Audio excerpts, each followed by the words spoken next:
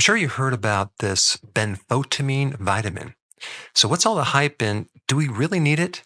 And what is it good for? Benfotiamine is a fat soluble B1. Normally, B1, called thiamine, is water soluble. And so, there's several advantages of having this vitamin in a fat soluble form. Number one, it can penetrate membranes that are made out of fat much easier, like by a factor of 360% more penetration.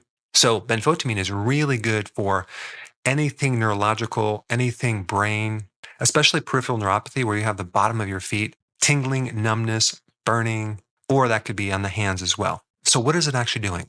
One of the big things it's doing, it's inhibiting the formation of something called AGEs. That stands for Advanced Glycation End Products. Now, what is that? Well, that's basically this formation of sugar with a protein or sugar with fat that's morphed into this unusable protein. So, for example, when you are a diabetic and you test for blood glucose levels, a lot of times they'll do what's called A1C. And that test measures for this term glycation, which basically means how much damage to your proteins in your blood is occurring. Like the hemoglobin is protein, right? So they can measure how much of that protein is unusable because it's glycated, because all the sugar interacts with the protein and kind of fuses it to make it unavailable. And so as the red blood cell is unavailable, guess what you get? You get a lot of complications from that, one being just lowered amount of the ability to carry oxygen. And think about the cascade of effects that can create.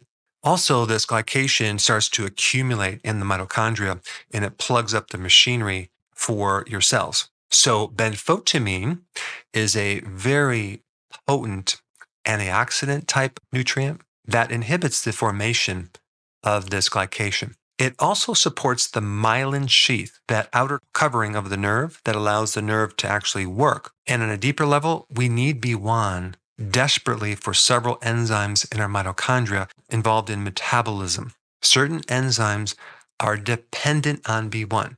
And if your cells don't have B1, boy, all sorts of issues start occurring. So a lot of the complications, especially from diabetes, occur because of this lack of this B1, because the more glucose you have flowing through your bloodstream, the more B1 you need. So by being a diabetic, you're basically sucking up all that residual B1 that you had, leaving you high and dry. Now, there are 4 main tissues in the body that are affected by diabetes more than any other tissues in the body. Okay, we have the nerve and the brain, kind of the same tissue.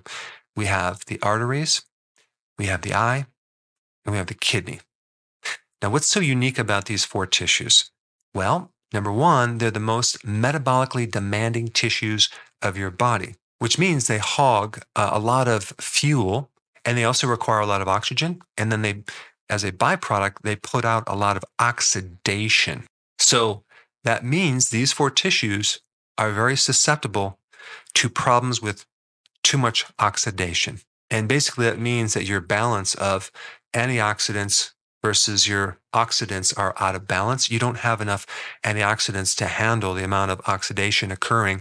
And you can kind of think about oxidation as kind of something rusting out in the body. And so the term for that is called oxidative stress. So these 4 tissues are very susceptible to becoming damaged with high levels of sugar because of the oxidation and the inability to repair. And so B1 can come in there to the rescue and lower this oxidation because it's kind of a very potent antioxidant.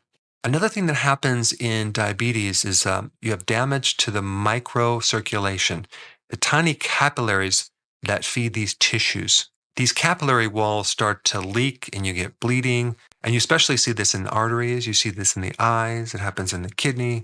And so on a deeper level, we're getting all this glycated protein junk that's accumulating in the mitochondria, plugging everything up and literally starving the cells of fuel and oxygen. That's why you see peripheral neuropathy showing up as a kind of one of the first things, because it affects the extremities at the farthest distance from the heart. This advanced glycation end product compound that's plugging everything up can come from several things. It comes from eating sugar with protein, when it's cooked. It comes from eating sugar and fat when it's cooked. That would be like ice cream would be a perfect example. It comes from cooking in high heats, like you're deep frying something or you're grilling something where something is very crispy. You do get a certain amount of glycation, but just being a diabetic causes high levels of glycation. As you get older, you have more glycation. So age is a big factor. If you smoke, if you drink alcohol, and the more inflammation you have, the more glycation you're going to have. This is why benfotiamine for diabetics is so vitally important, because it basically just starts slowing down this glycation process and getting rid of the complications from diabetes. And of course, hopefully that person is getting rid of the real cause of diabetes, which is the diet. But sometimes the doctors don't really emphasize that. They're all about managing your blood sugars. Well, eventually you need to fix the cause, but also benfotiamine can help you with the symptoms along the way. And also many times people combine alpha lipoic acid with benfotiamine because they're a bit synergistic. The alpha lipoic acid directly targets inflammation as well as that oxidative stress, whereas benfotiamine does that as well, but it also supplies you with the necessary B1 for the enzymes in the mitochondria, as well as directly inhibiting the formation of that glycation. Now, inside your arteries, you have this inside layer of the artery, and it's called the tunica intima, which means innermost layer. And in that layer, there's a superficial layer of cells, and they're just like one cell thick, that are exposed to blood going through the arteries. And that's called the endothelial layer. That layer of cells, boy, that controls blood pressure. It controls all sorts of hormonal interactions. It gets hammered with this oxidative stress. And then you start getting inflammation, and you start getting scar tissue, and then you start getting more clots. One of the things that it does is it helps to prevent clots.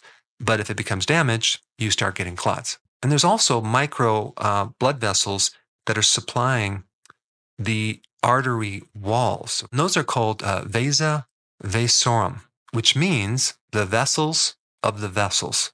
So the blood vessels also need blood to survive. And so all this high level of concentrated sugar in that area starts to create inflammation in those vessels, which are a little bit deeper. And then you start getting thickening of the arteries and stiffness of the arteries, which is not just going to lead to blood pressure problems, but a constriction of blood that's flowing through the arteries. In other words, insulin is anti-atherosclerosis. In other words, it prevents this whole cascade of problem. Wait a second, I thought that too much insulin is bad. Well, it is, but you have this other factor involved. It's called insulin resistance. So a lot of these complications that are occurring from high glucose and high insulin are occurring because you actually have a deficiency of insulin because of the resistance, because the body makes more, but it never actually gets to the right target to allow things to occur. And so by doing things to get rid of insulin resistance, you actually get more insulin to heal this whole area. So by eating things that increase insulin, it never is a good solution. We have the arteries that are involved. We also have the kidneys that get destroyed.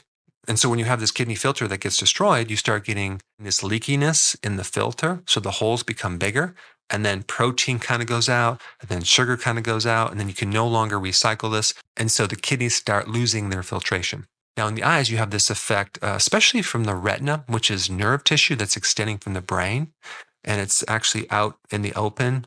And so it's very susceptible to this oxidation. And so this is why a diabetic could eventually lose their eyesight and go blind. But guess what? Benfotiamine can come in there and slow this process down from happening, and hopefully even reverse it in certain circumstances. Now, when we get nerve damage from this process, it's not just the nerves in our feet.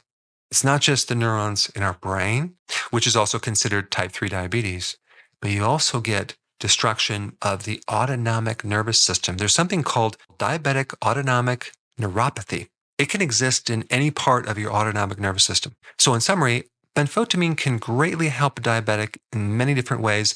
It can actually help reduce this filling up of the mitochondria with this glycation end products. It can increase the number of mitochondria.